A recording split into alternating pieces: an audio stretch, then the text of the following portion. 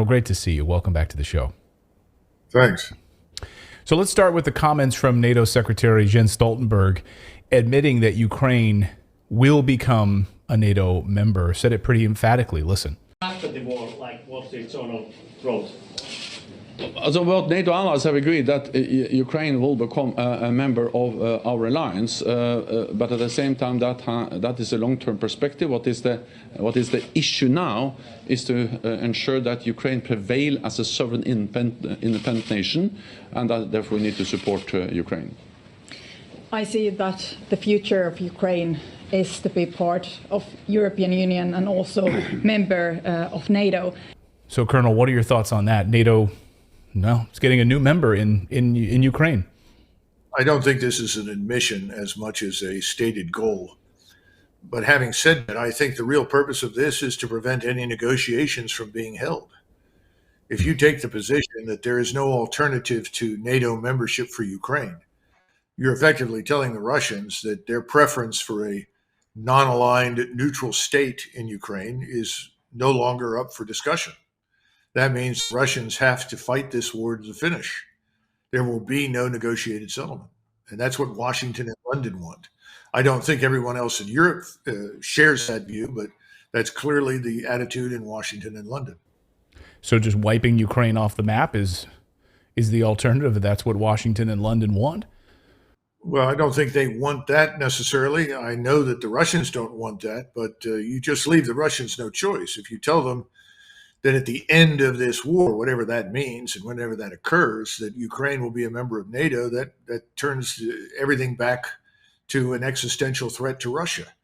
The Russians know that if they relent in any way, if they admit, for instance, that half of Ukraine can become part of Russia, in other words, the western half or something, then they've got the problem they had back in January and February, which is this huge anti-Russian force, highly trained, well-equipped army ready to attack them. So why would they do that? So this is designed to kill any hope for a negotiated settlement. That's all. Fascinating. Then, of course, we have President of Ukraine Zelensky saying yesterday that American sons and daughters will have to shed blood in Ukraine, that's what we have to do in order to secure the victory. The U.S. will have to send their sons and daughters exactly the same way as we are sending their sons and daughters to war, and they will have to fight because it's NATO that we're talking about, and they will be dying, God forbid, because it's a horrible thing. What did you make of that? Well, there are two things. So first of all, he's admitting the truth. Ukraine cannot win this war. And the losses they've taken fighting the Russians in southern Ukraine have been horrific. The Russians have invited the Ukrainians, now certainly since September, to attack them in southern Ukraine relentlessly. And that's exactly what the Ukrainians have done. And they have taken horrendous losses. In December, January, first part of February, they were losing 1,000 men a day. Before that, it was roughly a battalion a day of 500, 600, 700. I think they're back to about a battalion a day now. It's dropped simply because they've run out of troops. And they've decided that they're going to hold Bakhmut to the last man. There are about 2,000 to 3,000 of them in Bakhmut. They're trying to put more reinforcements in there, but Bakhmut has been a bloodbath for Ukraine. And for every Ukrainian or for every Russian soldier who was killed and wounded, there have been 7 or 8 Ukrainians killed or wounded. This is a losing proposition for them. So in that sense, he's being honest. The only way he can win is with NATO help and specifically with us to come in, because obviously, with the exception of potentially the Poles, nobody else is going to join that. Now, the second part is this.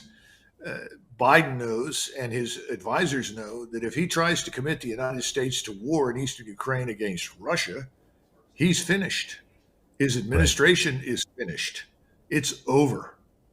That is not going to happen. That's an impossibility.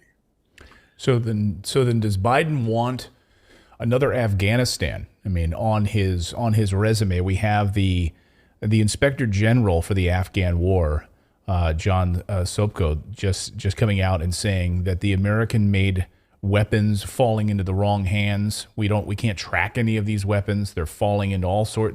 And now we have the admission that the Russians have captured American weapons. That's another big piece of the story we wanted to ask you about today. So the Inspector General for the Afghan war saying we're literally on the precipice of seeing another disaster like we saw in Afghanistan. I guess that's going to be on Biden's resume.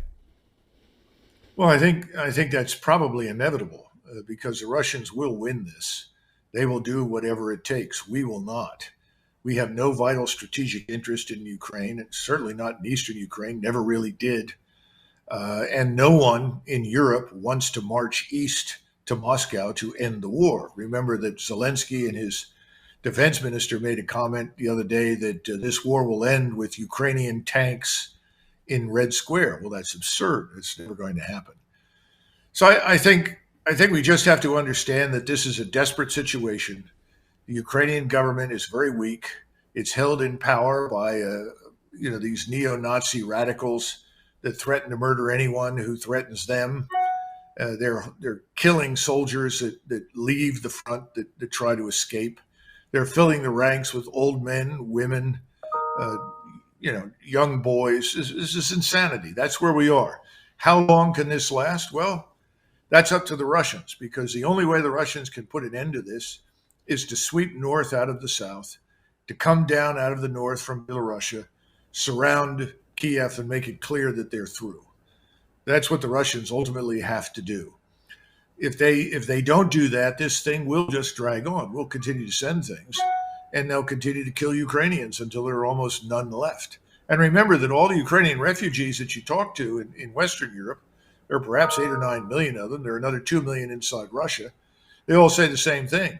We'll never go back. So they're not coming back. So the population has dropped from about 37.4 down to somewhere between 18 and 22 million. Ukraine is dead as a nation state, in my judgment. It's already dead. 40% of its cities, infrastructure is destroyed. All of its industrial base, everything that is of any real value in Ukraine, the Russians are sitting on. And that's traditionally been Russian, and the people who live there are Russian. That's the whole point. So I don't know where Ukraine goes from here other than what you just heard. And remember, every small state knows that if it wants to win, it can only win if it can drag in somebody bigger to win it for them. Serbia was successful in enticing Russia to join it in its fight against Austria-Hungary. That of course, precipitates World War I. We entered the war in 1917 and showed up in great strength in 1918 because the British and the French were losing the First World War to Germany. Had we not entered, we'd have ended up with a very different picture strategically in Europe. We were dragged in as a means of rescuing British and French imperialism. So, these things have happened before. I don't see any evidence that the American people will go along with this. And here's the other part. Our armed forces are in terrible shape. Right. I mean, who are you going to send? I think out of the entire army, somebody told me that we might be able to get 50,000 combat troops out there. That means the people that close with and destroy the enemy. The army is in shambles. I'm sure Milley has given this bad news to Biden and his friends. So I don't see anything like that happening. I think Zelensky is just hot air. He's saying whatever he has to try and stay in power. He wants us to do whatever is possible to keep him there. We want to keep him there. But the utility of maintaining him indefinitely is going to wear thin here over the next few months. Well, it seems like it's happening at a heightened or quickened pace at this point, but it seems like the United States is continuing to ramp up the amount of weapons. It's unbelievable. We have two stories in the same day where Lockheed Martin is ramping up production of HIMARS, sending those in to appease the need in Ukraine, while at the same time we have this admission that the U.S. simply really has no idea where these weapons are even going. So it seems like, Colonel, that we're going to continue to send in these long-range weapons, and that's what Ukraine's asking for. Well, remember, Clayton, we need to keep in mind that the money that supports all of this doesn't really leave Washington. It's just recycled through the military-industrial congressional complex machine. Right. So the Pentagon sends the things over and then takes the money that they get from Congress and they pour that into industry. the arms industry, telling them you have to replace what we're sending. And in addition to that, you need to produce more. And we're having trouble with that, by the way. We have no surge capacity. And people are talking about China right now. And what people don't understand in the United States, we did send our manufacturing base to China. That's true. We didn't do it voluntarily necessarily. It was done by the elites. They decided that was a way to make a buck. But the result is that China has an industrial base devoted to military production that is potentially twice the size of the industrial base we had during World War II. Now, we just snubbed China's proposal for peace. We wouldn't even consider it. And if you're sitting in Beijing and you had any reservations about assisting Russia, those are over. So you're going to send Russia whatever Russia needs because your assumption is, we in Beijing are next on the menu. If Russia fails, they'll go to war with us. We don't seem to understand our impact on the rest of the world, and what we've done to ourselves is create an insoluble problem. So as far as weapons go, yes, we're going to continue to dump them in there because people back here are enriching themselves. There are people in Ukraine enriching themselves. We know the Ukrainians resell things all the time. We see them in Kosovo. We see them down in Iraq. We see them all over the place. That's not news. Although I was told this morning that I guess it's the General Accounting Office, I'm not sure, the IG, several people in Washington said that we've now gotten control of everything. So we have perfect visibility on all the weapons and where it goes.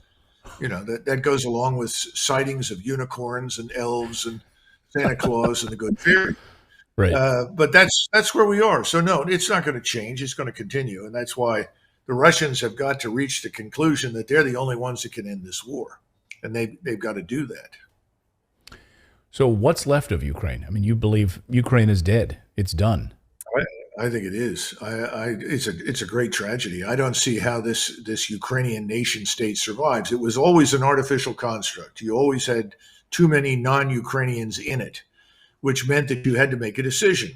Do we say, all right, you're a citizen of Ukraine, but you can be a Russian.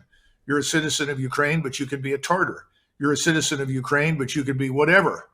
As long as you swear allegiance to Ukraine and do business here, we'll work with you. You can have your own language, your own schools, and so forth. That opportunity was lost. That was part of the Minsk Accords. That's what the Russians were asking for. That's gone. So the area that the Russians are sitting on will never be turned back to the Ukrainians. The Russians will never leave that. That's part of Russia.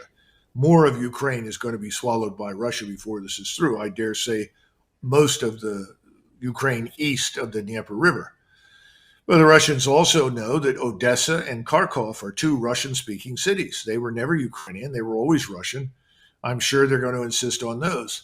The real question is, what do you do with the rest of Ukraine, the western part of Ukraine, which really is Ukrainian, not partially Ukrainian, not Russified or anything else, really is Ukrainian? I don't know. I mean, the Poles all already seem to aspire to acquire it as part of the restoration of the great Polish-Lithuanian Empire.